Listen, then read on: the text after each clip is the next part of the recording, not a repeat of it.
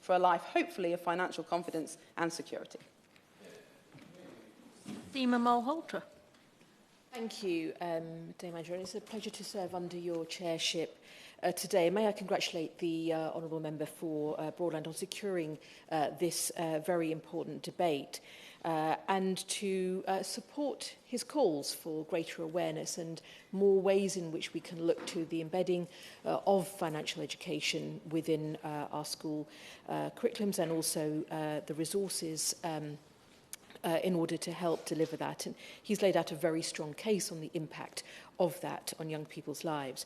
I too didn't have any financial education at school. I will say that two moments of my life or parts of my life were instructive. The first was when I opened my first bank account as a child. And I do remember the Midland Bank and the sports bag I had. It was a physical thing. Maybe I'm old-fashioned, but a physical thing. And it had a pencil case in it, and it also had a clipboard and folder. And it was something that was symbolic to me of kind of growing up. And with it comes new conversation. And I think the second thing for me was my father, who was an engineer, who became a small businessman. We grew up above our shop, so having some sense of transactions within the shop, but also his then going on to become an independent financial advisor and working from home. And so when you start to have conversations about PEPs and ISAs, in the home environment, it's interesting because it does create an awareness of those things. But I think he's absolutely right. And I think those of us who've worked cross-party on some of these issues recognise that awareness and contact with some of these discussions and debates and what it means for you in your own life are extremely important, and from a young age. Now, this debate also comes in the midst of a cost of living crisis, Dame Angela, where people are having to consider more than ever their budgeting skills, their use of credit and debt, and their savings. And indeed, in the 2022-23 Young Person's Money Index, 70% of young people said they were more anxious about money and finances due to the cost of living crisis, rising to 83% for 17 to 18-year-olds. Now, this isn't hugely instructive. I think we need to recognise this alongside the conversations about how much you save when you're 18. It's absolutely right that every pound you save aged 18 is going to have a much bigger impact on your pension than later years. But we also have to recognise that young people are struggling so much to help make ends meet and help make their family ends meet, that some of these conversations can be lost. And we've got to make sure that we embed our education as part of skills for life. And also have policies that are going to help with making sure that people are able to save from an earlier age. Now, helping to build this understanding of financial matters, advice and support, and indeed resilience are exactly the things that financial education teaches. And it is indeed a tool of financial inclusion. And I will make reference to my register of interest where I record I'm a commissioner on the Financial Inclusion Commission. And indeed, without vital early education, we know that young people are likely to struggle to achieve financial literacy as part of their life skills. Now, the Honourable Member has already referenced the University of Cambridge research, which shows that children establish attitudes towards money by the age of 7 and behaviours towards money by the age of 14.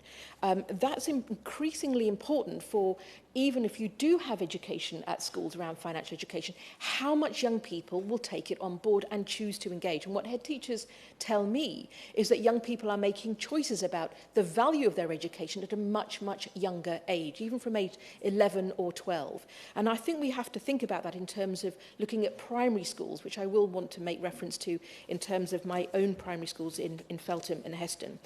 It is important to also see the impact of apps like Go Henry, and indeed my nephew Curran uses that, and it's really important because these are new ways. I'm still a bit old-fashioned with the physical things I like to hold, but it is impactful, and it is important to have ways in which young people are thinking about their finances in those important ways. And the Money and Pension Service has also set a national goal to see 2 million more children and young people getting a meaningful financial education by 2030. personally like to see that accelerated. But look, this is hugely significant because it's also part of the social mobility puzzle. The Centre for Financial Capability has found children with low financial literacy scores tend to come from poorer areas, and the impact of their education can see savings rise significantly rather than the absence of that. And we have, of course, made progress, but I would argue that it isn't enough, and it is very important that we find new ways in which we're seeing the challenges to effective delivery of financial education being tackled. Now, although financial education now has a limited statutory status in secondary schools, a survey of teachers, as the member will know, honourable member will know, for the All-Party Parliamentary Group on Financial Education has found that 2/5 or so of teachers are unaware of their statutory duty to deliver financial education. And amongst those teachers who are currently not delivering financial education in schools, training, time and funding were identified as key barriers. I want to thank briefly some of those providers and also campaigners for change, like Quentin Nason of City Pay It Forward, who partners state schools with finance and business professionals to help bring that connection, not just with financial education, but what it can mean in terms of professions that you might choose later in life.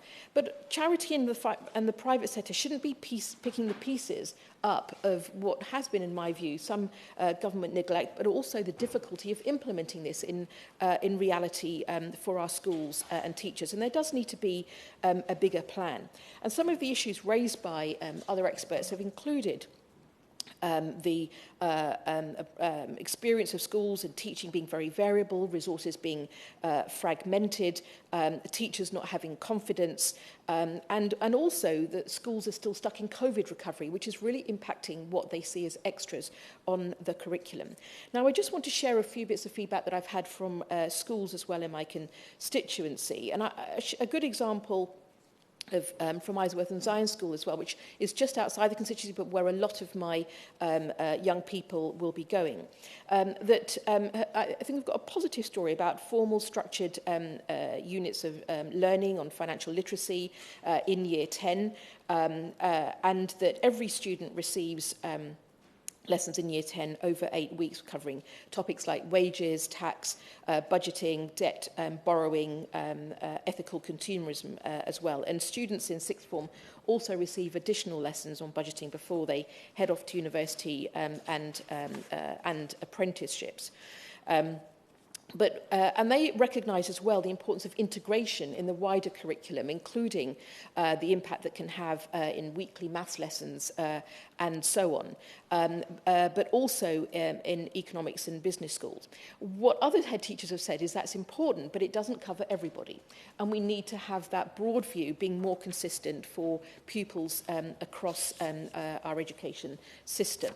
And one school did talk to me about the impact of a positive impact of the Martin Lewis donation 4 years ago, of his textbooks, class textbooks, to every state secondary school, which indeed they are still using as invaluable guidance for both students and PSHE teaching staff. And I want to pay tribute to Martin Lewis for his efforts on this.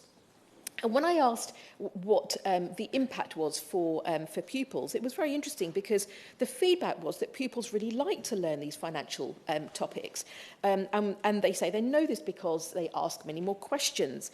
They get really good feedback at the end of these sessions.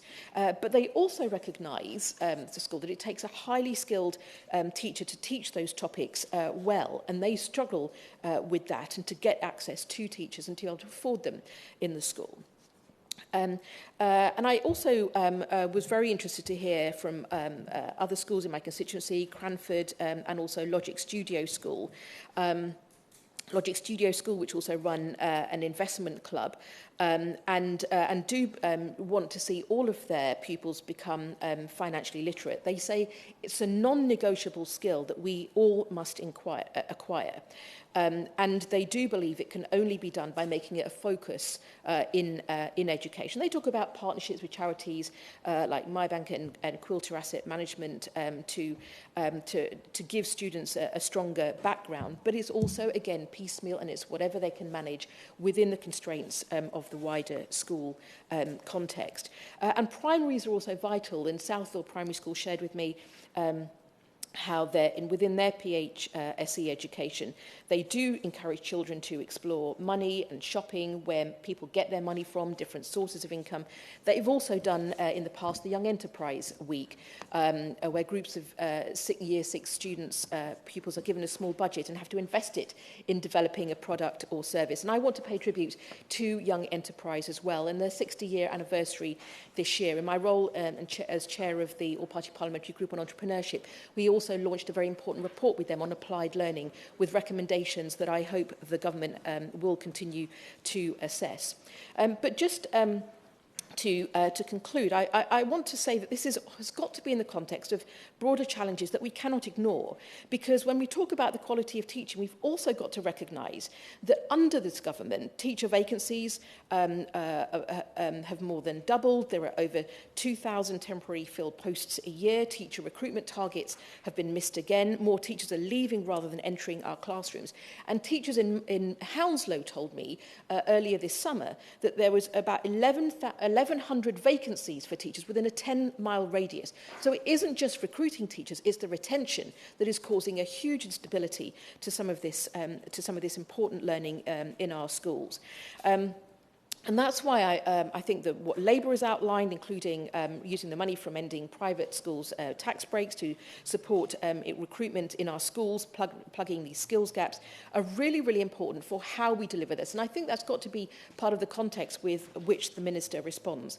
I'm also very proud that Labour has announced, for example, that it would urgently commission a full expert-led review of the curriculum and assessment to ensure that every child has a broad curriculum, and that under Labour, young people will learn practical life skills that the Honourable Member has outlined, such as pensions planning, understanding credit scores, applying for a mortgage, and understanding employment and rental contracts. So just to close, that the importance of financial literacy is more important than ever. And it isn't just about numbers, it's about life skills, security, future opportunities. And it is about us, as policymakers, being ambitious for our young people and for their futures, and recognising that this is a key part of how we close a prosperity gap and don't increase inequality for future generations. It's vital we equip our young people, like those in Feltham and Heston, with the financial education that will be with them for life. Thank you. Andy Carter.